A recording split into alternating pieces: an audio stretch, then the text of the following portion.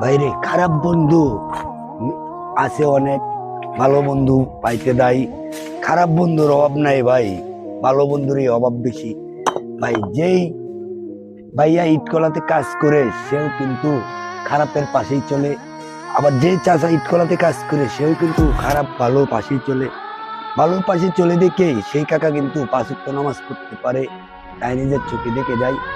ভালো বন্ধু পাওয়াই মুশকিল, খারাপ বন্ধু পাওয়া সহজ। 5 মিনিট লাগে খারাপ বন্ধু পাইতে, ভালো বন্ধু পাইতে লাগে অনেক দিন।